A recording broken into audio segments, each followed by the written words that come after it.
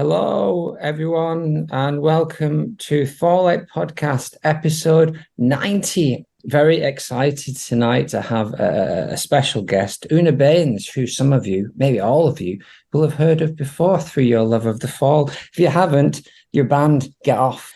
And also joined, as always, by our good friends Pip, Billy, Willie Rugby. How you doing, Phil? Howdy doody. I'm very well, considering I'm on the week run up now to performance of Hey Luciani. I've not had a nervous breakdown yet. Not yet. Well, I'll ask you about that in a minute. And Lord Sage Temple's off in the mountains, and Pemberton Shyamalan Walker. Alistair, how are you handling things? As you do, you just get on with it, don't you?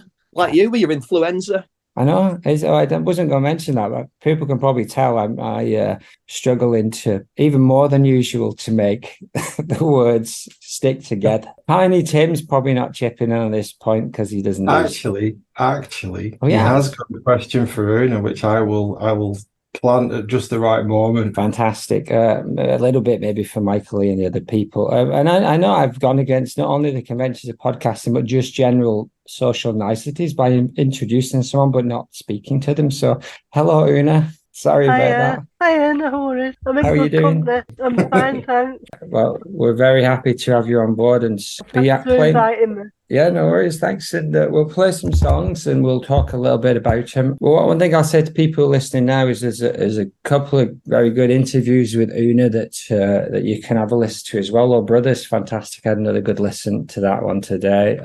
Put them all together and you get a 360 holographic image of what we're talking about.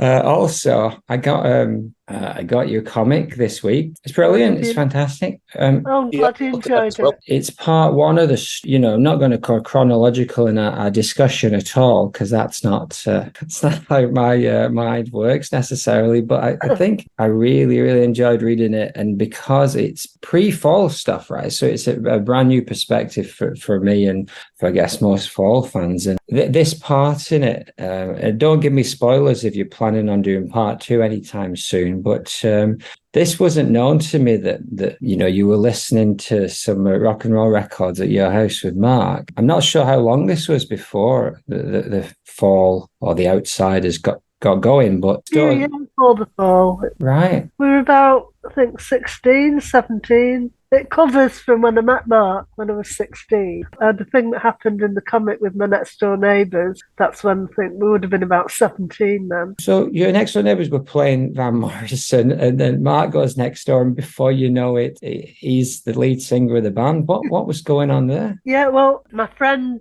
Jared Healy, who lived next door, he had a band, and they were playing Brown Eyed Girl over and over and over again, and Mark was getting really rattled, saying, God, playing the shit over and over again. And he went round, knocked on the door and just said, hey lads, could I come and join you? I think you're really good and all that. And said, this song, Sweet Jane? And he kind of hummed the riff and told him how to play it, and then there he is singing it. It's sponsored. He never changed really. That's kind of the way he seems to operate with the fall. Well, with the fall after the original fall. Yeah, I was going to ask you about that. So, like in those earlier songs, was it more written, I guess, standard band style? Well, no, it's like Tony Field, the bass player, wrote Last Orders. He wrote the complete song, the riff, the lyric. Martin did the same. I wrote little bits of music, but I wrote some lyrics as well. So we all kind of contributed, but Mark was the most prolific, or his songs were the ones that we did the most, even in the very old lineup. Did you have a clear idea about what it was going to sound like at that stage? Not a clue. It was just completely experimental, which is what the joy of it was. Yeah. Like, we're doing songs like Repetition, and Mark really loved the idea of doing it for a long time. It really pissed people off. Things like that were I thought were very interesting. Yeah, I mean that comes maybe out of that krautrock scene as well, where this or Sister Ray and stuff like that, where they're playing 40-minute versions of the same song. Well, yeah, but the lyrics are kind of contrary to that concept, really, because it's talking about the absolute mind-boggling mundanity of repetition, like in hospitals where you just sat staring at a television that's not working properly, which is what it used to be like. back then. I don't know if it's changed. So yeah, he's talking about different aspects of repetition. It's not kind of glorifying it, but in a way, I think it's multi-layered. It is a really strange manifesto of a song repetition.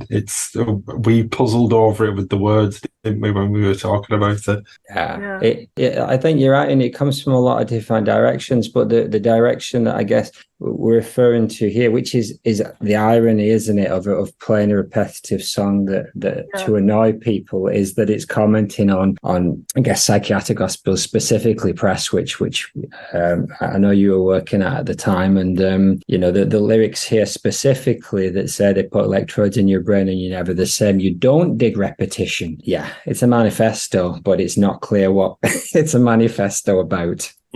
Yeah, I think that's the point, though, really, isn't it? It's kind of not clear because there's no clarity. There's no, like, definite answers and ways out. It's just you have to mull these things over and figure stuff out. I think a lot of his writing was about that. It was about provoking people to question stuff and think about. Yeah. Let's have a listen to the first couple of songs, if you don't mind, which from your list, we got Stepping Out off the Electric Circus EP, but I'm also going to play a bit of Dresden Dolls, which it says from it's a rehearsal tape. I'm not really sure. Maybe I'll ask you about that so let's have a bit of a listen.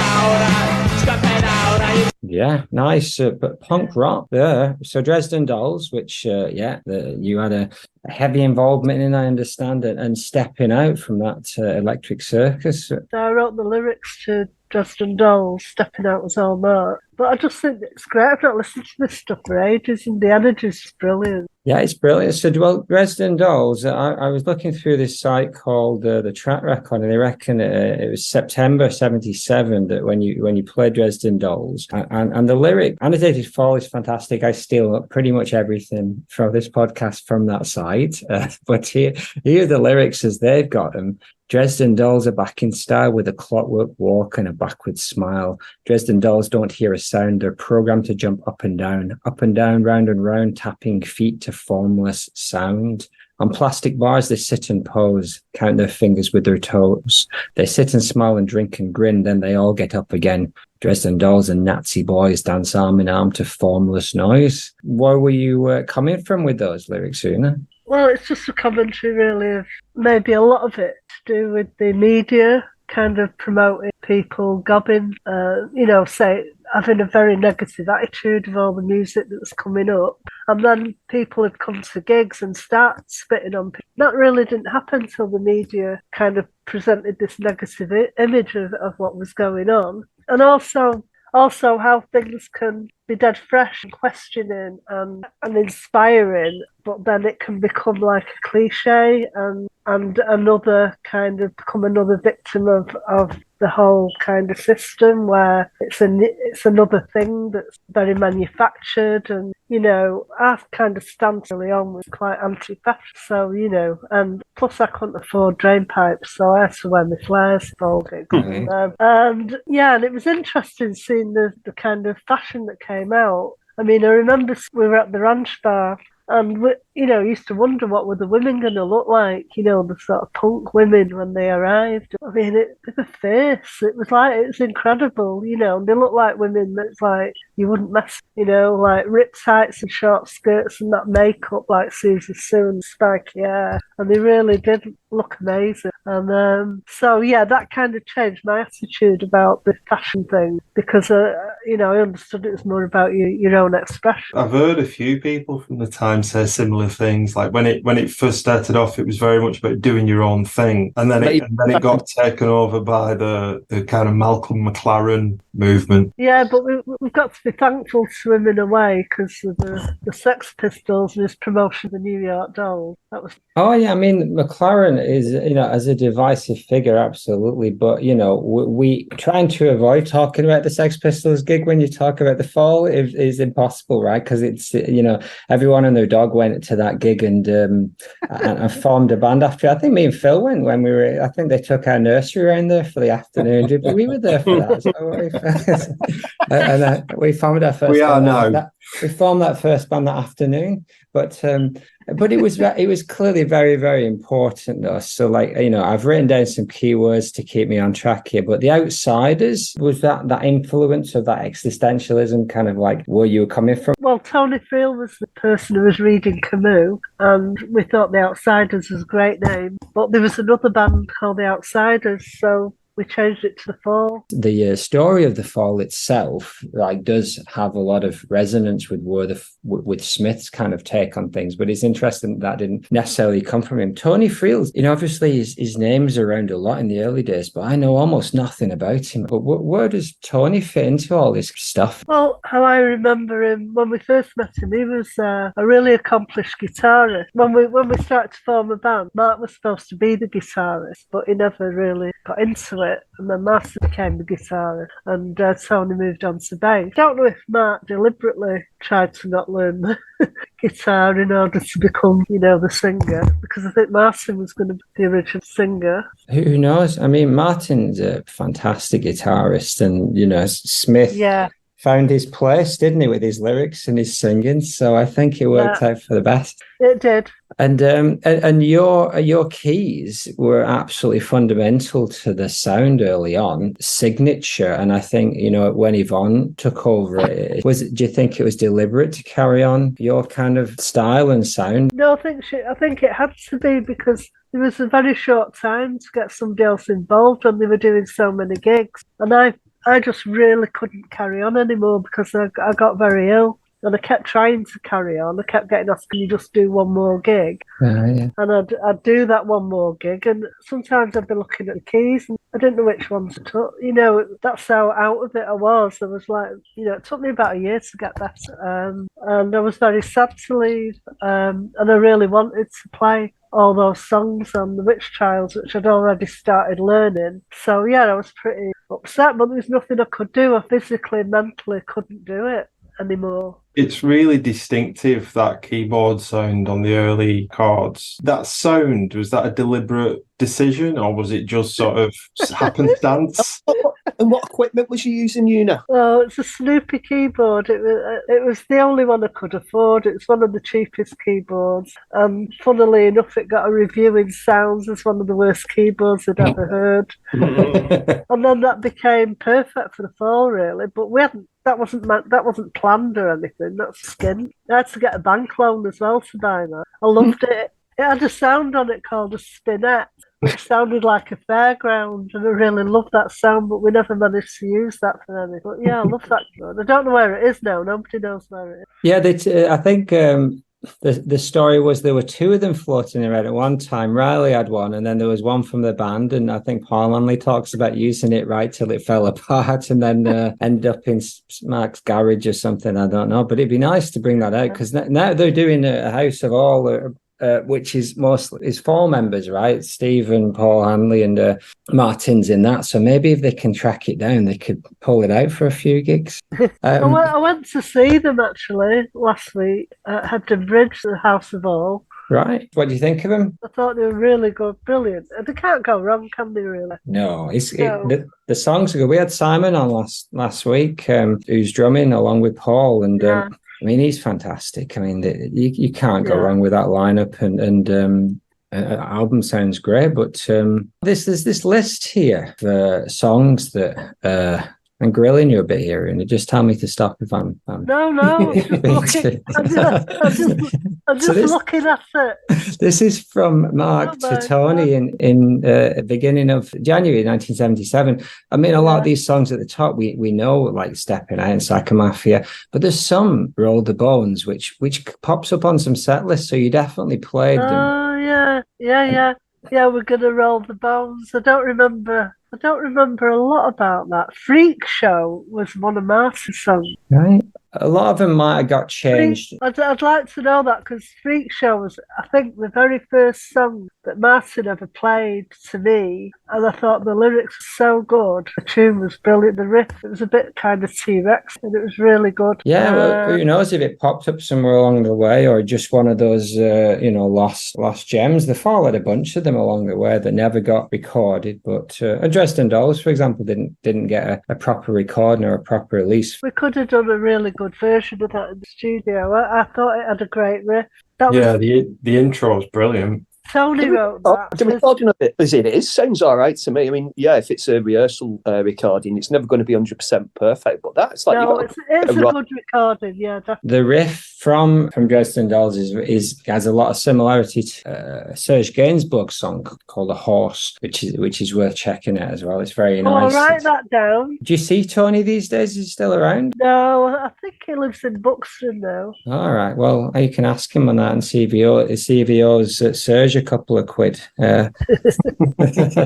It's all folk art, isn't it? We all get our ideas from somewhere. I played Stepping Out earlier, which is like from the Electric Circus LP 10-inch thing, which was the first thing that I ever bought with the F.A.L.L.O.U.T.P.O.D.C.A.S.T on it, because it was getting into Joy Division. I was about 14, and that just cropped up on there. I do remember reading in Dave Aslam's book about sort of like nightclubs and venues and stuff like that. He did a little section about punk and the Electric Circus, and described it as like a right shithole with like water running down the walls, that kind of thing. Have you got any memories of that?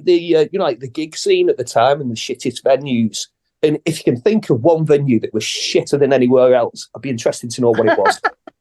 Oh dear, I don't know. I couldn't answer that. But the Electric Circus, I was so happy because that was where I grew up in Collier, and I couldn't believe that they had a punk venue there, that they opened it up, and so many great bands played at the Electric Circus. I can't remember what it was called before. It had been a place that had been going for years, and I just can't remember the name off the top. But yeah, it was a pretty rough area though. A lot of people get beaten up around there. Sad. That's the kind of place. I suppose, he stood out as looking unusual in the culture at the time. It was quite violent, really. Like the days when the football hooliganism were, not just recreational violence was quite popular. Yeah, and we used to get the National Front turning up at gigs. Played a lot of Rock Against Racism stuff. What struck me when I was, re-listening to a lot of your stuff and your interviews is that, community and politics, and clearly was very important to you then and still is. When it was a time when the National Front were coming to your gigs and stuff, how did you and the band deal with that stuff? It didn't happen a lot,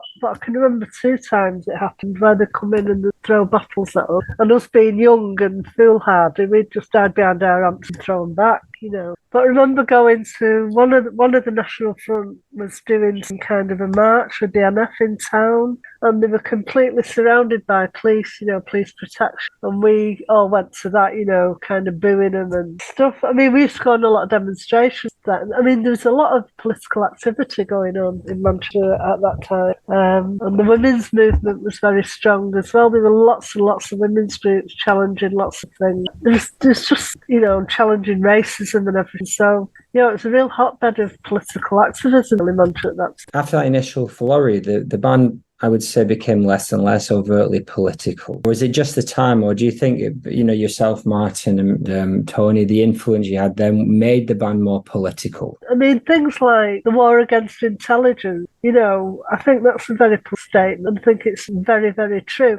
And when I first heard that title, I just thought, how brilliant is that? It just sums it up. And I think maybe it was more subtle, but I don't think it ever really changed. And also, there's always been a female influence in the Fall. I think Mark realised that was an important element to it, that it was more balanced, but it also came across as still, quite insightful, political, and, just maybe in a different way. What was the talk like inside the band at the time? What sort of things were you talking about? I mean, both like politically and what was influencing what you were writing and stuff. Well, I was very much challenging sex. That was the thing that was very. It was like once you'd opened your eyes to it, it was quite. You couldn't close them again, and it was very kind of depressing in a way. There's so much to challenge. I mean, I'm not sure when it came into being that it was illegal to rape your wife. I'm not sure. Should have done a bit of research. For example, we used to go to a pub in Whitefield. We used to go on a Sunday afternoon sometimes and play darts and have a drink. And I was told, when I went to do my round, I was told I could only drink a half. I wasn't allowed to drink a pint. Worked out it was half a p more expensive to buy 2 halves a pint. And, we challenged the guy. He was an ex-cop. Yeah.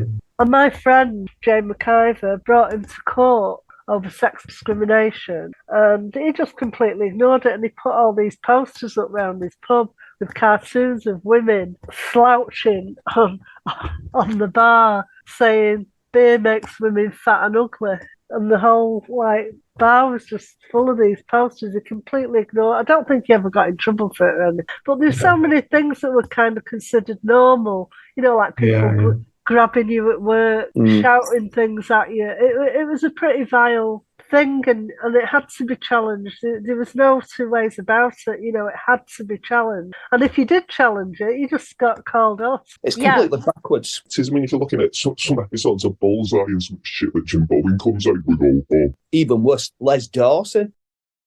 And the women's groups that, we used to call them consciousness raising but it was talking about what was going on for women, but not only where we were in England, but what was going on for women all around the world. Things like there was a contraceptive injection called Depo-Provera, which was proven to be very dangerous, so it was banned in this country. So what did they do? They shook it out to developing countries. Things like Nestle encouraging women who were living in poverty to use their dried milk, and then the instructions weren't written clearly in the language being sold to, and children were dying of dehydration. And so, all these things were going on, and we were learning about them. That's what the groups were about. I mean, we had some men, partners of women in the group, who thought what we were doing was talking about them personally. But what we were talking about was political. It wasn't, and a lot of men took it very defensively. If you criticised sexism, they took it on themselves as it was a direct attack on them. But we were talking about something that was more pervasive, and also how the whole thing was really detrimental to men as well. It wasn't just detrimental to women. It was like divisive. It was dividing men, and we were not working together. And that's how it works. It divides so that you don't work together to make the changes, to make the world a better place, for want of a better way of describing it. And I regretted saying that the Fall weren't political as soon as it came out of my mouth, because it was like all the Fall fans shouting at me. But it's a different kind of political angle, isn't it? It's not like making party political points. It's about making points about the politics of life, isn't it? And about how people come together and the different sort of hierarchies that come out of that. Yeah, exactly. And hierarchies are the way we've been kind of conditioned to look at the world in competitiveness, and there's only one winner. And, there's the idea of collective people working together, supporting each other to bring out the best in everybody is very much discouraged, because it doesn't work for the people in power. And they know that. They know that ordinary people are a threat to the hierarchy. So they want that division because they want to hang on to the power and the wealth, and they won't let go of it or change. Would it be fair to say you lean a bit to the left then, Una? a bit to the left. I'm a socialist. I really like Jeremy Corbyn. I liked what he wanted to do. Actually, there's going to be a big kind of conference thing going on late September, early October in Manchester. And Mick Lynch and Jeremy Corbyn are going to be there. And there's going to be loads of performers, different things. I'm definitely going to get involved in that, go on the rallies and stuff. That sounds like a Friends meeting host do. Yeah, some of it's at the Deaf Institute. I only read about it today, so I've not got all the details in my head, but it's a lot of different things over a few days. Because the Tories, I don't know if they've got the nerve on this Manchester, you know, but foolhardy that they are. And there's going to be a big protest outside when they're actually having the conference. Absolutely disgusting what's happening. Beyond belief that they flaunt it in front of us, they don't even try and hide it anymore. The corruption. It's like, oh yeah, so we had parties in lockdown. So what? While people be with their loved ones who were dying, you know. Yeah, anyway, I won't go too far down that because I get really, really angry. But yeah, the corruption is going to implode upon itself. It's not sustainable. Something has to happen, turn the wheel to make a difference, you know. And they just don't report what's going on there. They don't report all the strikes and properly that are going on. They've took Mick Lynch off the air because nobody can get one over on him. You know, that's why they don't show his interviews anymore. It's one of the things the Fall's always been really good at, is at pointing out these little social things that are going on. So, like, I mean, our media nowadays is so curated, isn't it? There's a very particular story that we're all supposed to kind of buy into. It's also, we were talking about the music industry earlier on. That's another thing that the Fall's always been relentlessly critical of, in a way that even a lot of bands that started off with that punk DIY kind of ethic, they just sort of get subsumed into the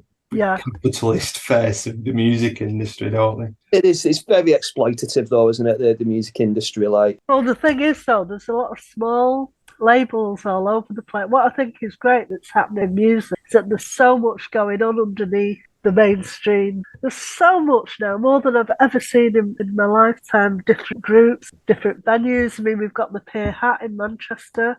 And the guy who runs that, he's brought in bands from all over the world, but bands that only want to play small venues. They want to play small, intimate venues. And there's a whole movement going on that's vibrant and amazing and so experimental that it's like, well, at least there's something incredible that's actually happening now, you know. The grassroots movement still existing, and the internet being a way to, sure, I mean, it has its drawbacks, absolutely, and has been subsumed by major corporations in many ways, but the fact that we have things like Bandcamp where we can release our music, we can meet over these kind of places and make this podcast that just some clowns from Wigan who decided they're going to do a podcast about the Fall, and we can do it. Technology has freed us in a lot of those ways, and I think that's tied into some of that grassroots. Brilliant. Yeah, definitely, absolutely. I mean, this is my kind of worry, is that eventually they'll start to be able to find a way to control it and stop communicating. I'm sure they're working on it now as I speak. And I've got my suspicions that Phil is one of them, and we keep watching him closely. I think he's in here to try and shut us down. Traitor. Mr. Anderson. Well, let me play a couple tracks. So I'm gonna play some of your recent stuff here. I'm going to play Iggy Pop by your band Poppycock, and I think we're going to get some Blue Orchid stuff though as well, aren't we? It's loads of time to play stuff. Tell you what I'll do at the end, if anything we haven't got to, I'll edit it in randomly in the middle of the podcast. It doesn't matter. I'll do it. We'll be able to list it. There's so much good stuff. But let me play a bit of a couple of Poppycock tunes.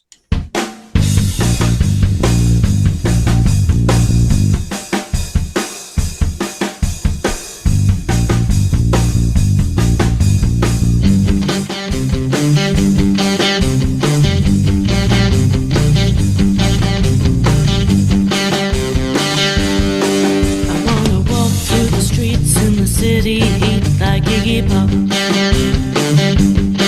I wanna wear my jeans and a pocket full of dreams like Iggy Pop. I think bathing in the sun should be the same for everyone. I wanna walk through the streets in the summer heat like Iggy Pop. I wanna stroll through the park without a sleazy remark like Iggy Pop. dance through the fields, clicking my heels like Iggy Pop. And let me play a bit of Lizard Man. This is a version you sent us. I think it's different to the one I saw on YouTube. Yeah, this is the one that's going on the album. Yeah, it's very nice. Let's have a listen.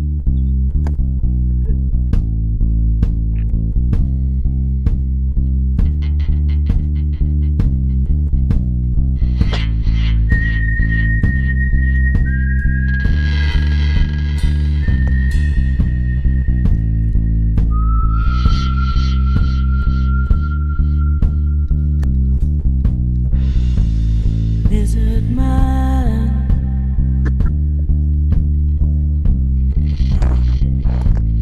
weighs only grams.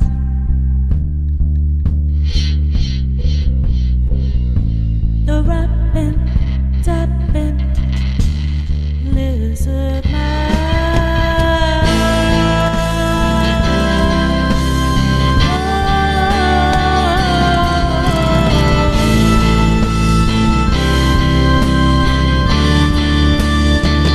Very nice. So we heard Iggy Pop and Lizard Man, who are both by your current band Poppycock. Poppycock playing, I guess, this week at the Prestwich Festival, the day before we do our thing. Yeah, I'm looking forward to that. That's next Friday. Actually, the artwork for Iggy Pop, Mark's sister Suzanne did that. Yeah, I noticed that. It's brilliant. It's fantastic. I mean, I love Suzanne's stuff.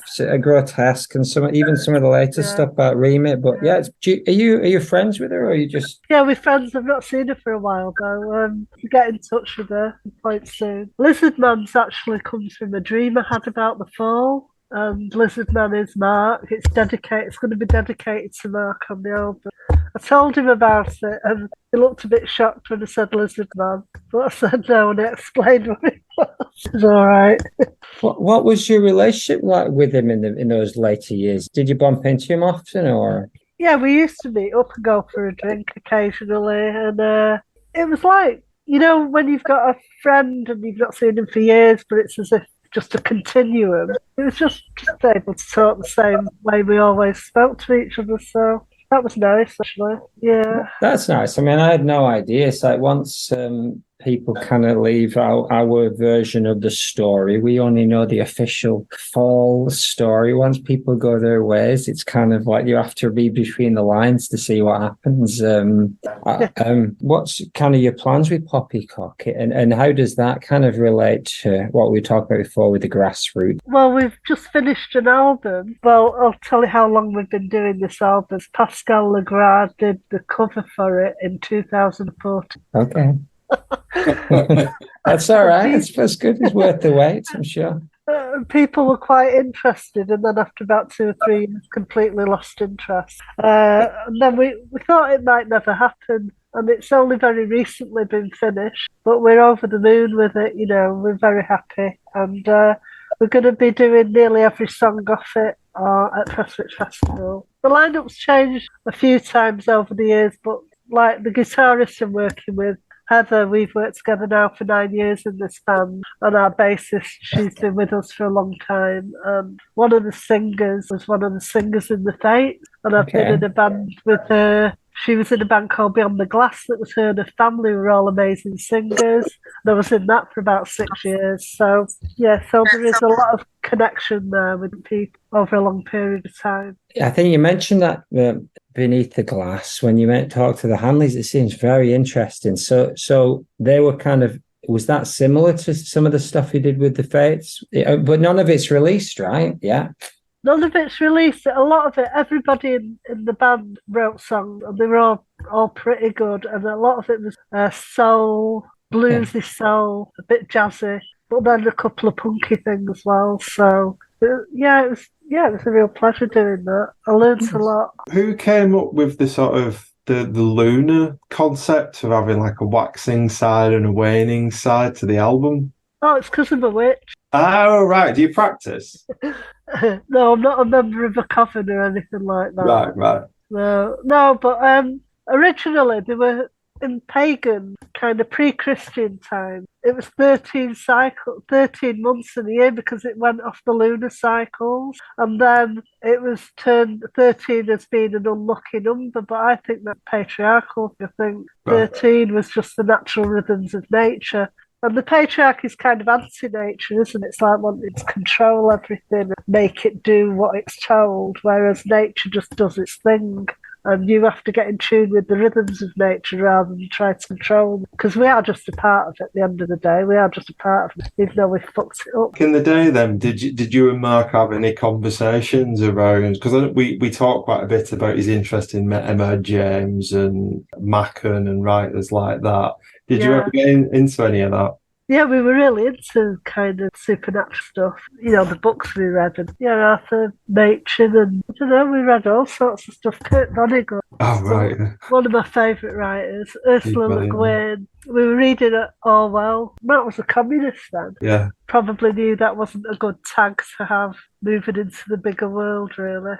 Moved to being a socialist, and then whatever was going on in those later years, we often refer to that interview we did with Krishnan Guru Murphy, where he talks about his views on immigration and things like that. And he's a very complex chap in terms of his politics. Hey, I remember bumping into John the Postman in Charlton, and he said to me, Una, what the fuck? He said he's voted for Thatcher or something. We were just like, yeah, what the fuck, what?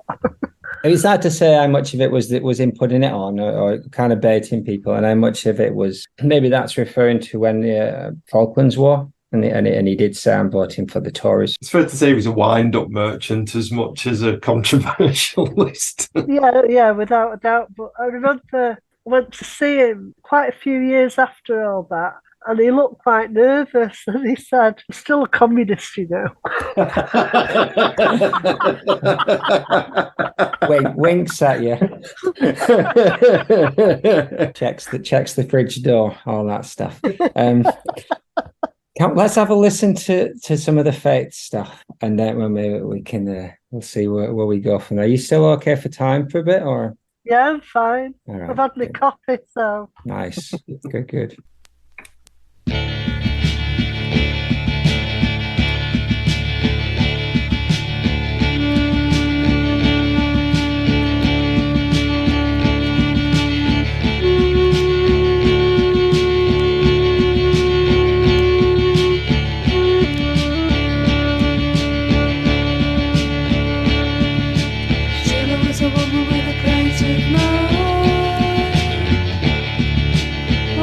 Cosmetics and things of that kind, and made in the safety of a Hollywood scene.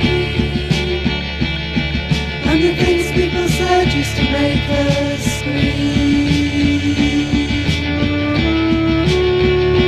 So they told her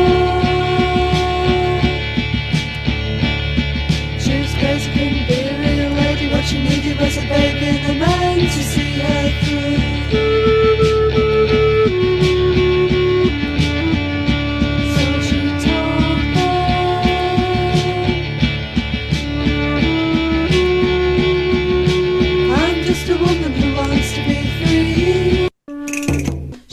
In my heart, rides through my veins, tears the world apart, on a horse with no reins. She beats in my heart, rides through my veins, tears the world apart, on a horse with no reins. She beats in my heart, rides through my veins, tears the world apart, on a horse with no reins. Tears the world apart, on a horse with no reins.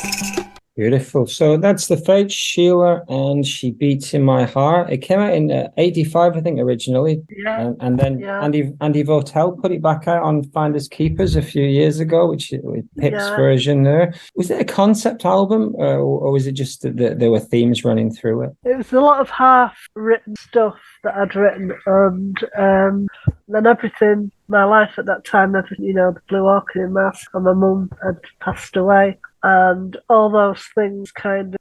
When the Blue Orchids split up, I felt this really strong need. I had to do this work, and I asked Jeff Travis. I said, I've got this album. There's a bit of a fib I'd have, but I said, it's just like the Blue Orchids. And he said, okay. And I think it was a very cheap budget. And if it hadn't been for Tony, probably would have done it because he gave us loads. He engineered it. His studio was, I'm in Wally Range in Manchester. He was in Old Trafford, which is just round the corner. I just bumped into him at the shop and he told me he lived there and he had a little studio. And then when it came up, I asked it. Yeah, it was great. And we went in there. We made up half of it in the studio.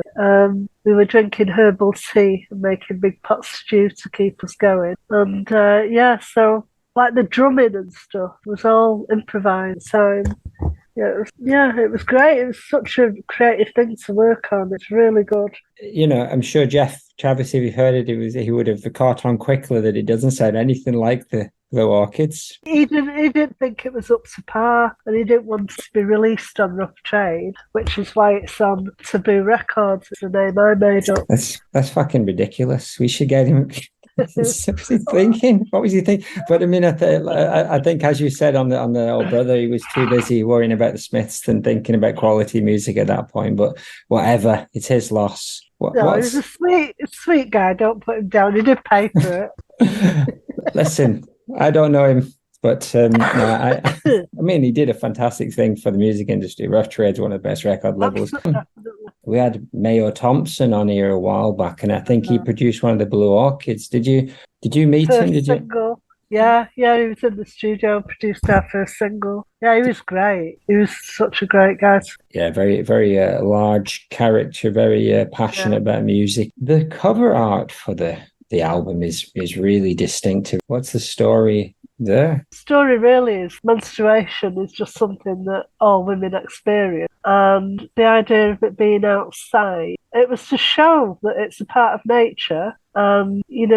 There's actually a thing now about bleeding into the earth, about women going out into nature and bleeding into the earth and letting that blood go back into the earth. But it was all the idea of it being, instead of it being, because it's been considered, it's been like a taboo subject. I mean, they've only just started making the blood red on adverts instead of blue, on tampon adverts and that. It's like blue blood, and it's like, who has blue blood? But now it's become a lot more real about what it is. The green veil represents nature, and the blood going into the earth, it's just nature. I mean, it's a fantastic record. It's wonderful. Thank you. Is that something you'd ever return back to, that much more folky, especially the a cappella stuff? Yeah, we have done it a couple of times. I mean, in recent years, we've done twice, I think. We've done Furia album, nearly everything on it. But I would like to do the whole thing, the absolute whole thing with all the whistle flutes on it. Oh, that would be superb. The voices are just so beautiful on the album. Oh, they are, aren't they? They're great. And Julie, who sings with us, Poppycock, she's got a fantastic voice. She's one of the women on the Fate. Her sister Janet also has done some singing with. All the women who've been singing has got amazing voice. I love the fact that when you put it on as well, and you get this when you've got the vinyl, I think, rather than listening to it any other way, but it really sort of takes you on a journey. I love the fact that it's an album that you can put on like that, and that it's not just a collection of tracks, that it feels, regardless of how it came together, it feels like this really coherent kind of story that's being told. And it's almost like one of those albums that kind of finishes where it starts and starts where it finishes. It could just continue playing in this lovely cycle. Oh, that's so lovely, sir. Thank you. Top notch, good stuff. Let me ask you about Eric the Ferret, Eric McGann. I don't know if he wants his real name revealing, so I won't. We all knew him as Eric anyway. Okay. He played with the F.A.L.L.U.T.P.O.D.C.A.S.T. for a bit. As I was having my breakdown, he kind of came in F.A.L.L.U.T.P.O.D.C.A.S.T. So I did do a few gigs with him in the fall, and later on he joined the Blue Orchids as bass player. So me and Martin, and then Eric joined, and then we found Toby, who played with Ludus. Great band, yeah. Well, Linda did the photograph for Furia album. Okay. And it was her veil that she'd lent me to do that shoot. Nice. Yeah, I mean, they were a great band, and you hear them pop in and out of all the stories around Manchester at that time. Can we maybe have a listen to some of the Blue Orchids songs that you put on your list? But that first 7-inch of the F.A.L.L.O.U.T.P.O.D.C.A.S.T and Disney Boys is phenomenal. I mean, I love the Blue Orchids. I think it's a fantastic band. Before I get gushed too much, let's have a listen to. Let's have a listen. Phil's on mute. He's missed his chance. I'm playing some songs before you say anything. Bad Education and Work and No Looking Back.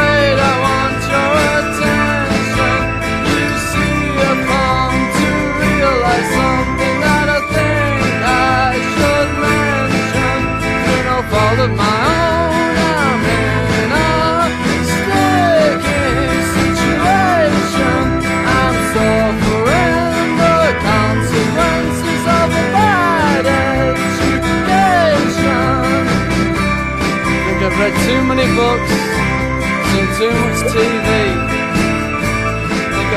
Oh, I love that song. It's great, isn't it? There's a great version by Aztec Camera. Roddy Frame did a brilliant version of it. Yeah.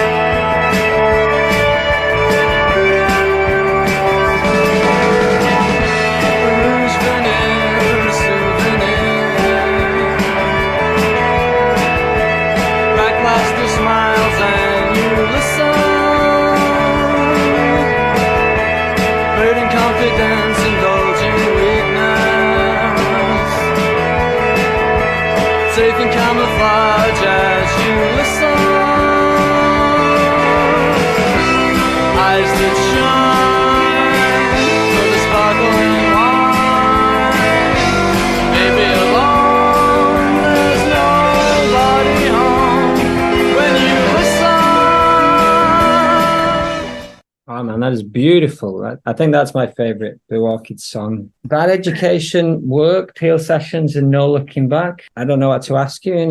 They're great songs. What do you think about them?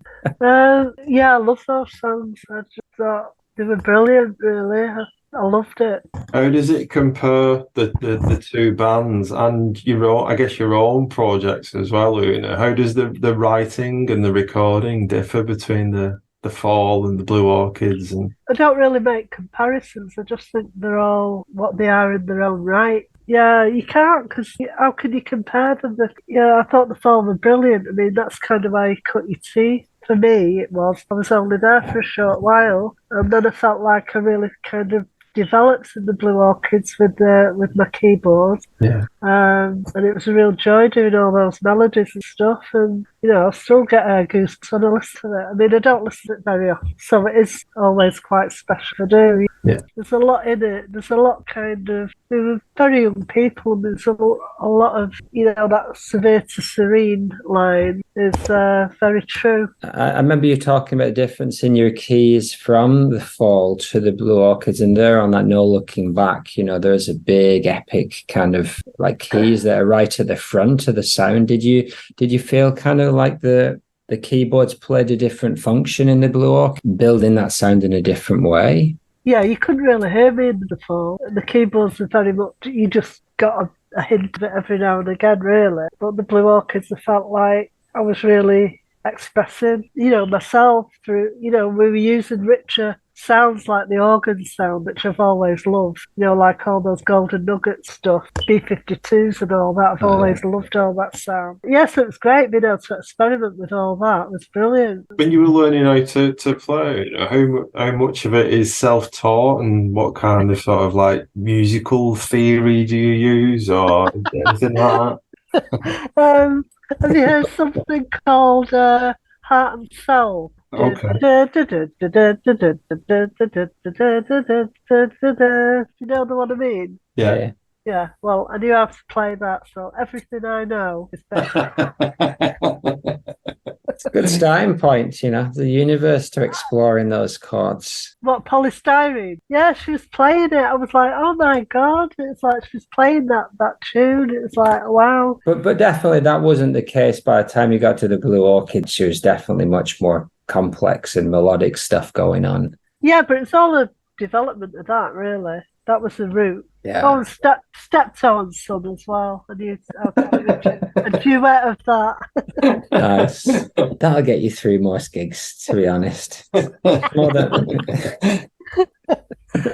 Didn't you know you played God Save the Queen, didn't you, as well? You have that one in your repertoire. Oh, I was so excited about doing that. The squat, I had the fuzz box on the keyboard, so it was like, all these explosions going off, and then somebody after a little while, somebody went, "Get on with it." Exactly, like Jimi Hendrix at Woodstock. Yeah, the kind of Mancunian version. Well, we would be amiss without mentioning a certain German lady in this story. So if you don't mind, could I play a couple of Nico tracks and then maybe pick your brain on your interactions with her? Yeah, please. All right. Oh, this is a Lou Reed song.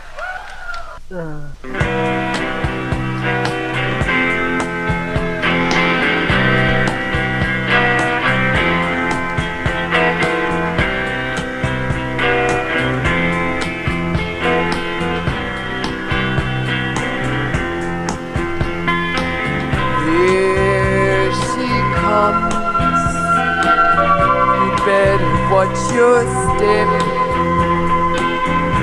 She's gone to break your heart in two. It's true. It's not hard to realize. Just look into her false-colored eyes. She'll build you up to just put you down. What a clown. 'Cause everybody knows the thing she does to me is just a little tease. See the way she walks.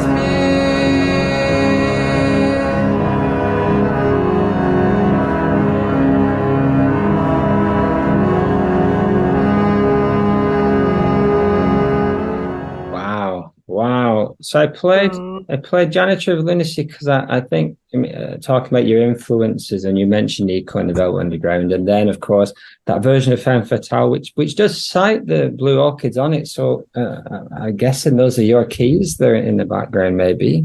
Yeah, it was. It was because I've tried to find copies of bootlegs of when we played with her, but I've actually got one now.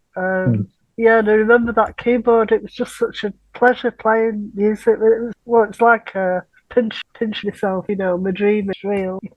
Because we used to listen to Nico at Mark's mum and dad's when we were, teenagers, and never thought you'd meet her or anything like that. And I loved her music. About Nico and her travels, Al Warhol, and then she's with Dylan, and then she's with Jim Morrison, and she ends up in Manchester, staying with John Cooper Clarke, and then but playing with yourself. It's such a mad journey, but yeah, she liked Manchester. I mean, she hung out in pubs in Hume and stuff. There's a book called You Are Beauty, You Are Alone about Nico. And Iggy Pop said that people in the future will realise, like, her brilliance, like, they're kind of not ready for her work. I mean, it's so gothic, isn't it? Before gothic, before gothic music, really. And she's... And somebody in a second language could write Janitor of Lunacy. Just brilliant. It's such heavy music. If you listen to that album, Desert Shore, so weird and so far ahead of its time, and just so I think heavy. Gothic is the perfect word for it, isn't it? In like a literary sense, like them Gothic novels where they are built up and it's baroque and there's so much there's shadows and there's things going on in the shadows, and it's like she's got it's got a real range, very deep and incredibly high. Some really high notes. There's like a bit of an unspoken connection as well between Manchester and German music anyway, isn't there, with things like Kraftwerk and Krautrock and those kind of influences being obviously big on the Fall and Joy Division and all those kind of big bands. Yeah, well, we all used to listen to Can a lot. We really loved the drumming with Can. I saw Damo Suzuki played at the Carltons near me, and I didn't manage to get to see that, but they did a documentary on him. Is it called Energy? That's it, Energy. We had him on a while back. He came by and we had a chat with him. He's a very cheeky and interesting chap. Yeah, well, it was really good. It showed the gig that they played at the Carlton Club, but then he was on a big screen. You could talk to him, with his partner, and I was like, "Oh my god, that's really him," because I was in a bit of a fangirl with a lot of people, and it was like, "Oh my god," But his journey was absolutely terrifying, really. I mean, he was in hospital for a very long time. Oh yeah, but he's still here, and he's still doing stuff incredible. Yeah, well, I think we've listened to most of the tracks you sent us. I've got a couple that we can play. We got Rausch, Rumble and Frightened from, I guess that, like we said, that was the era that you'd learned those songs, but then they went in the studio and they went and they recorded them for Witch Trials pretty much as you'd been practicing them, I guess. Yeah. Was it when you spent time in the studio? Are there any producers that you've particularly enjoyed working with? Well, yeah, it was great working with Tony. At the minute, actually, it's been a friend and a sound engineer I've been working with on the Poppycock album. They've both been great. Janet was at home, Manos Sorrentides, been brilliant to work with. Just creative people, that's the thing. It's like, I just want to work with people who are genuinely creative and into it, and that's it, really. That's the only requirement. Well, looking forward to hearing what you think of what we've done with Hey Luciani then. That we're putting on Saturday at Prestwich. I'll let Phil do his little advert now. Yeah, I wanted to go to that, but I think it's sold out. You can still come, Una, don't worry. You definitely got a ticket for you, 100%. Yeah. Okay, yeah, because I've never seen it. Weird thing is, when I was a bit mad, I was writing a lot of stuff about those people like Moreau and the Pope. Just had all these mad ideas because I used to have a fantasy about shooting the Pope. Who hasn't?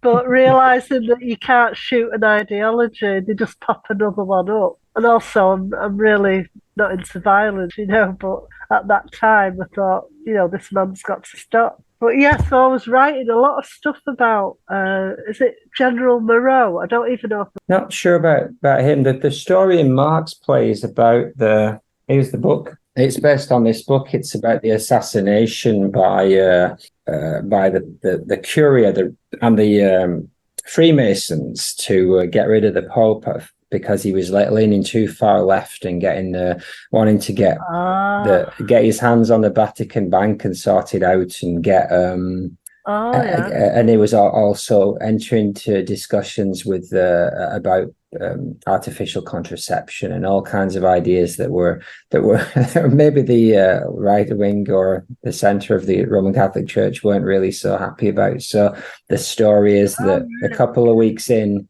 one night he just didn't wake up the next morning and so we need a new pope. Right, okay. What's that book called? Sorry. It's called In God's Name. It's quite an interesting one. Mark, as you would expect, took a lot of liberties with the story. And, never. I'm shocked. should be a lot of fun. But Phil, why don't you do an advert now for it? This is going out the week after the play, so it doesn't matter. But Phil, do an advert for the play, and it's sold out as well. So they're both sold out. Yeah, sure. Right. We've got a handful of tickets to one side for F.A.L.L.O.U.T.P.O.D.C.A.S.T members. All right. Thank you. No, that'd be great. I'm going to do my best to get to that. We'd love to see you there, and it'd be great. See, that I've always been fascinated by that play and what it's about. Yeah. Well, thanks, Una, very much for coming by. Yeah. It was delightful to. Thanks for inviting me. Thank you. Well, we'd love to have you again at some point in the future as well, if you can ever make time for us. Yeah, maybe when the album. That'd be great. Yeah. Maybe we could play the Flood then as well. Oh yeah. Oh yeah. Yeah. Well, all right. Well, take care. And take care. I'm going to play some songs now to play us out so everyone can just go their merry way. And thank you very much. Have a good day, everyone. Cool. Bye. See you, Dana. Thank you. See you. Bye. See you. Bye. We are frightened because it's Christmas. Santa never comes for junkies.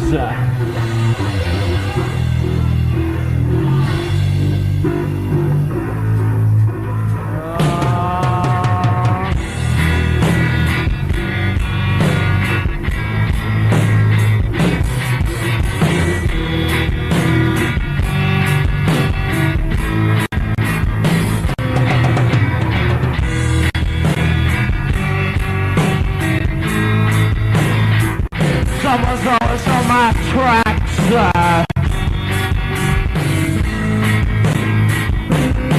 I did a doc when you see more than you think. Out of my place, gotta get back.